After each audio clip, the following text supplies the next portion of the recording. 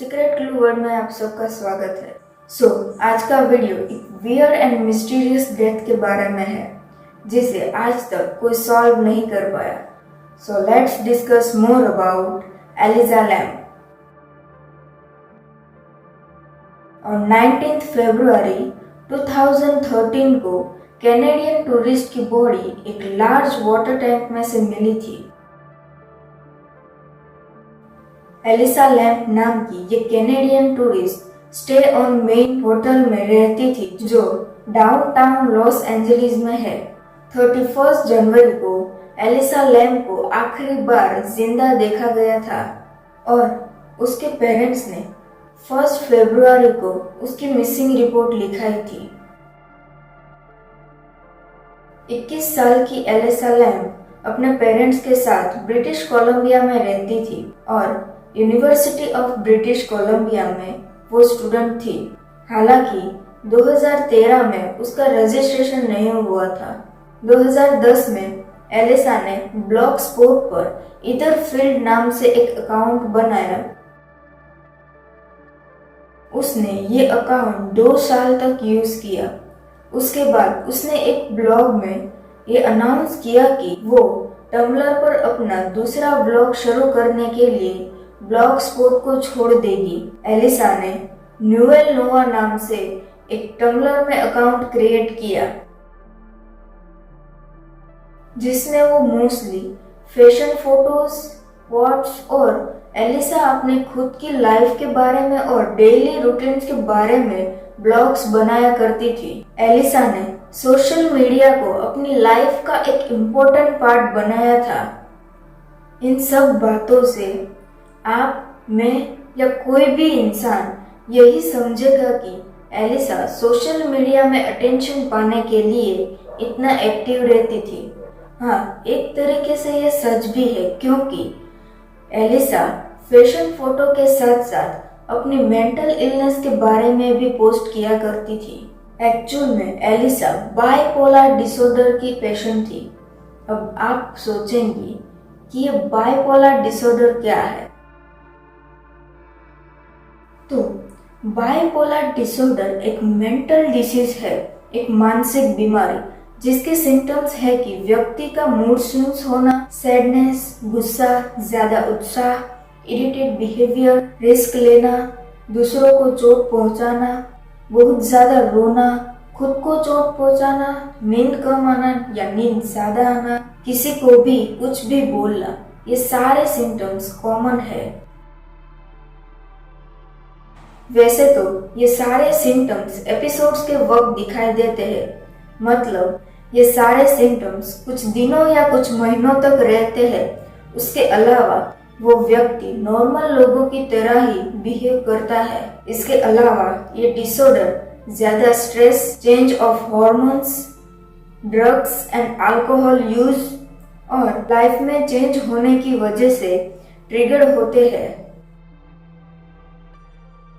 अगर इंडिया की बात करें तो पूरे इंडिया में हर साल 10 मिलियन से भी ज्यादा लोग इस डिजीज के शिकार होते हैं। जैसे कि मैंने कहा, एलिसा को एक डिसऑर्डर था, इसीलिए वो अपने आप को बाकी लोगों से लेफ्ट आउट समझती थी। एलिसा इंट्रोवर्ट थी, हाँ, लेकिन उसके कुछ फ्रेंड्स थे, लेकिन वो स्ट्रेंजर के साथ ज्यादा कंफर्टेबल नहीं होती थी। इसीलिए टम्बलर उसके लिए एक इम्पोर्टेंट प्लेटफॉर्म था जहां उसे कोई जज नहीं करता था। According to her family, Elisa को अपनी मेंटल इशू के लिए रेगुलरली मेडिसिन दी जाती है। वैसे तो एलिसा ने पास्ट में कभी सुसाइड करने का ख्याल या कभी सुसाइड करने की कोशिश नहीं की थी। हाँ, लेकिन कुछ रिपोर्ट्स में बताया गया है कि एलिसा इससे पहले कुछ दिन के लिए लापता हुई थी। इसके अलावा एलिसा अपने बाय डिसऑर्डर और डिप्रेशन की दवाइयां नहीं लेती थी, जिसके परिणाम स्वरूप उसे कई बार हेलुसिनेशन का सामना करना पड़ा। हेलुसिनेशन की वजह से उसे अपने या दूसरों के प्रोटेक्शन के लिए बेड के नीचे छिपना पड़ता था। इस इंसिडेंट के एक एपिसोड में एलिसा को कम से कम एक बार हॉस्पिटल में एडमिट करना पड़ा था। अपने माइंड को रिलैक्स करने के लिए एलिसा ने एक ट्रिप प्लान की जिसकी उसके पेरेंट्स ने भी परमिशन दी। अपनी कैलिफोर्निया ट्रिप के लिए एलिसा ने अकेले ही एमट्रक्स और इंटर बसेस में ट्रैवल किया। शी विजिटेड द सैंटियागो जू और वहां ली गई फोटोज को उसने सोशल मीडिया पर पोस्ट किया। 26 जनवरी को एलिसा लॉस एंजलिस पहुंची। आफ्टर 2 days एलिसा ने स्टे ऑन मेन में चेक इन किया। एज अ स्टूडेंट उसके लिए एक्सपेंसिव रूम्स में रहना अफोर्डेबल नहीं था। वैसे तो जिस रूम में एलिसा रह रही थी वो भी थोड़ा एक्सपेंसिव था, लेकिन उसकी कंडीशन और फोटोज देखकर एलिसा ने उस होटल में रहने का डिसाइड किया। सीसल होटल एक अफोर्डेबल हाउसिंग कॉम्प्लेक्स था जो डाउनटाउन लॉस एंजलिस में है। 20 दिसंबर 1924 में एज अ बजट होटल ये शुरू हुआ था। 2011 में इसका नाम बदल के स्टे ऑन मेन कर दिया गया।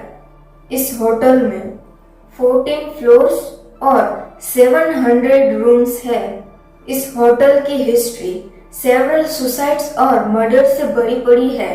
लॉस में चलती इस होटल को एक ही बिल्डिंग्स के 2 पार्ट्स में डिवाइड किया गया, जिसमें से एक सीसल होटल और दूसरी stay on main.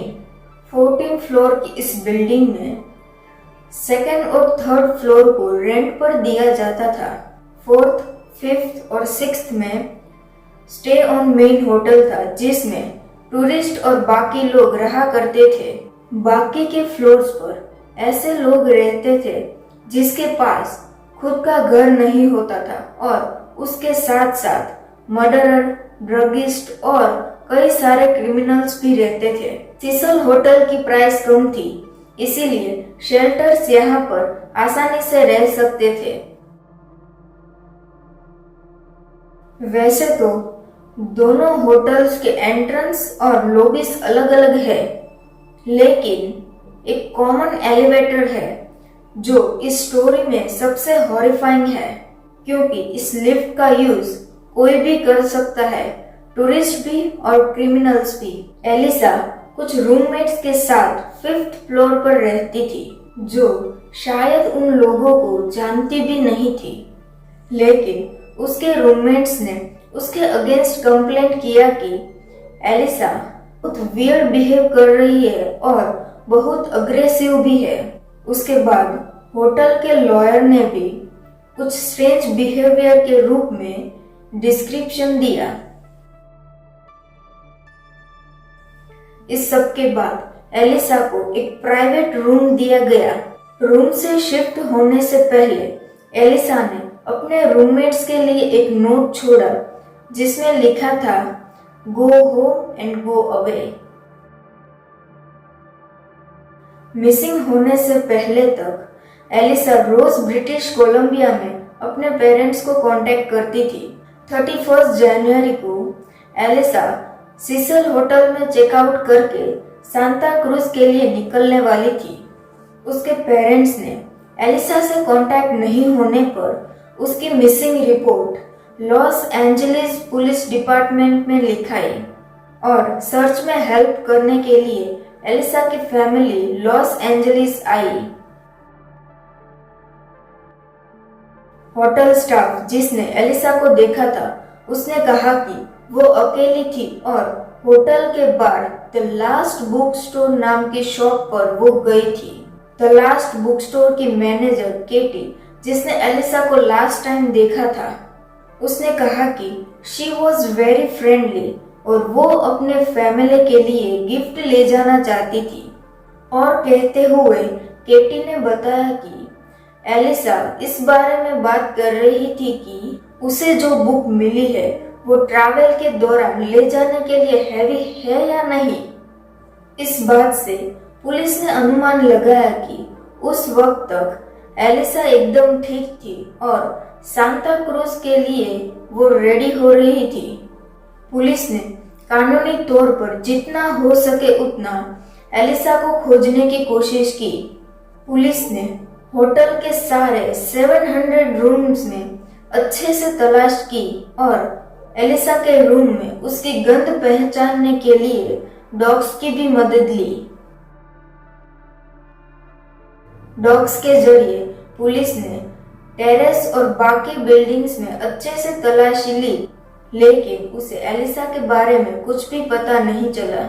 6 February Elisa को लास्ट टाइम देखे जाने के एक वीक बाद एलएपीडी ने ज्यादा मदद के लिए ये डिसाइड किया कि एलिसा की फोटो आसपास के एरिया और ऑनलाइन प्लेटफॉर्म पर दिखाई जाए।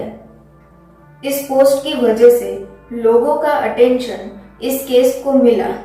13 फरवरी पोस्ट करने के एक और वीक बाद भी एलिसा के बारे में कोई साइन नहीं मिलने पर एलएपीडी ने सिसल के एक एलिवेटर का वीडियो जारी किया जिसमें एलिसा को लास्ट टाइम देखा गया था।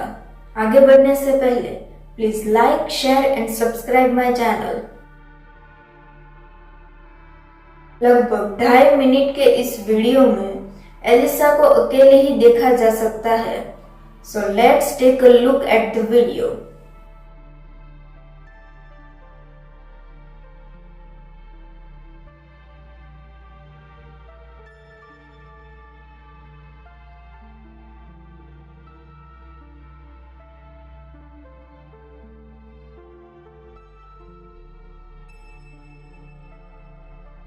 कुछ देर बाद वो जल्दी जल्दी लिफ्ट के बाहर लेफ्ट और राइट देखकर वापस लिफ्ट में आ जाती है, जैसे कि वो किसी से डर रही है या किसी से छुप रही है। वैसे वो कॉर्नर में जाके छुपने की कोशिश कर रही है।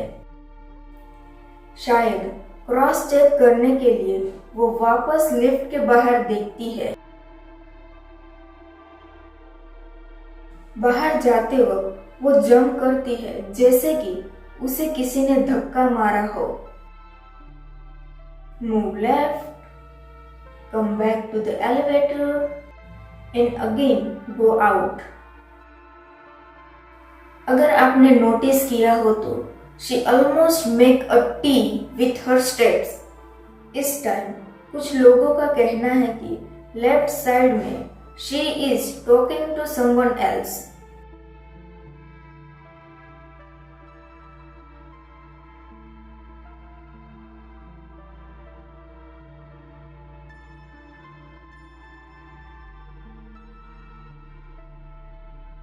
कुछ समय बाद एलिसा लिफ्ट में वापस आई, लेकिन वो बहुत ज्यादा डरी हुई लग रही है और लिफ्ट के बटन्स को कई बार प्रेस करती है।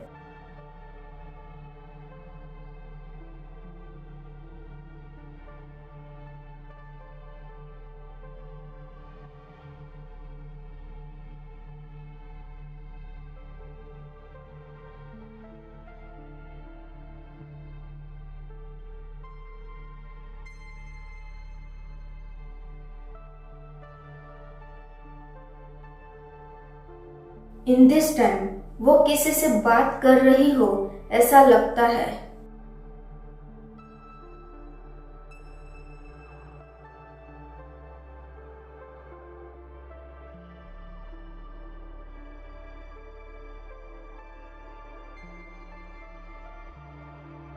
और लेफ्ट साइड से चली जाती है।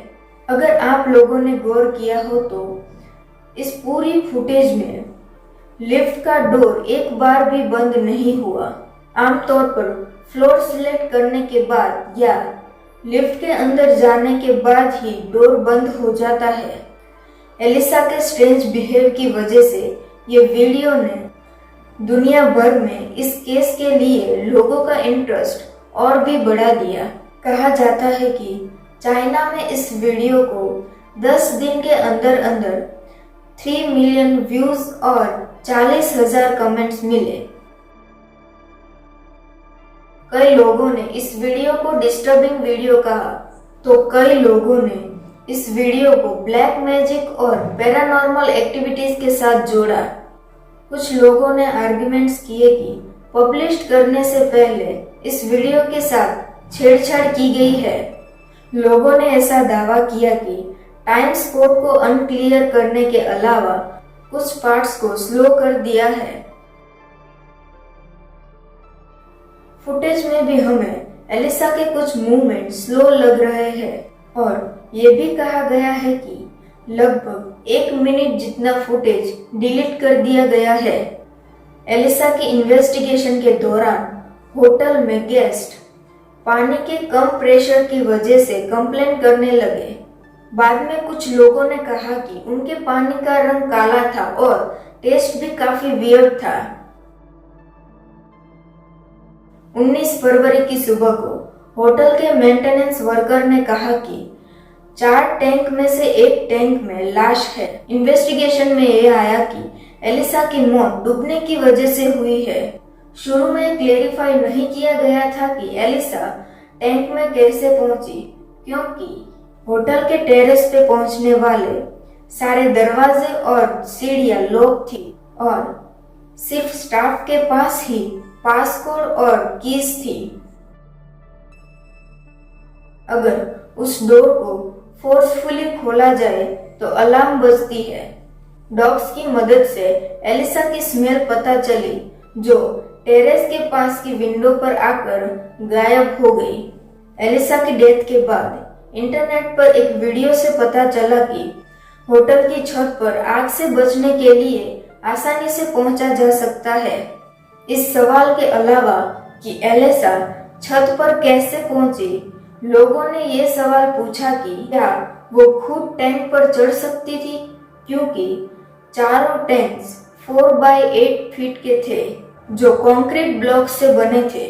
बिना किसी की हेल्प या सीढ़ी के बिना उस टैंक पर चढ़ना इम्पॉसिबल था। होटल स्टाफ को पानी चेक करने के लिए सीढ़ी का यूज करना पड़ता था। वो टैंक्स हेवी ढक्कन से प्रोटेक्ट था, जिसको अंदर से बंद करना मुश्किल होगा। जिस होटल स्टाफ को बॉडी मिली उसका कहना है कि वो ढक्कन बंद था। अगर हम इस टॉपिक को साइड में रखें कि एलिसा इतना हैवी ढक्कन अंदर से कैसे बंद कर सकती है, ये सवाल आता है कि एलिसा की मिसिंग इंफॉर्मेशन मिलने के तुरंत बाद पुलिस ने डॉग की मदद से सारे बिल्डिंग्स यहाँ तक कि छत पे भी इन्वेस्टिगेशन किया था, लेकिन उन्हें वहां पर कुछ भी नहीं मिला। ये कैसे हो सकता है?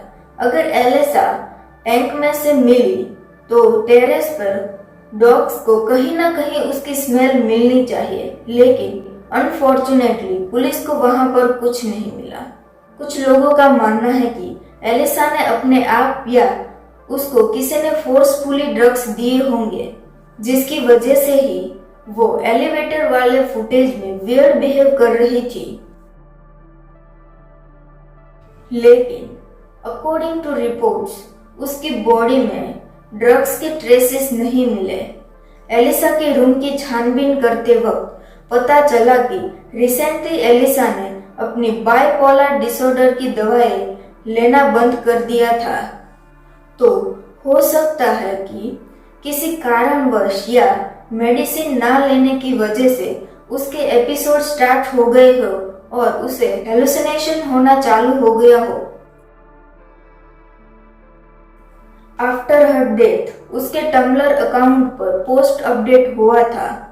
पुलिस इन्वेस्टिगेशन के दौरान एलिसा का फोन ना ही उसकी बॉडी के पास मिला और ना ही उसके रूम में मिला।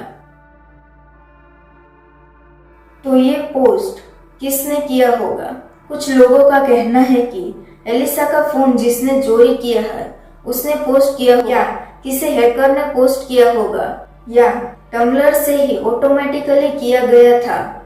No one knows. और ना ही ये पता चला कि वो पोस्ट उसकी मौत से रिलेटेड है भी या नहीं।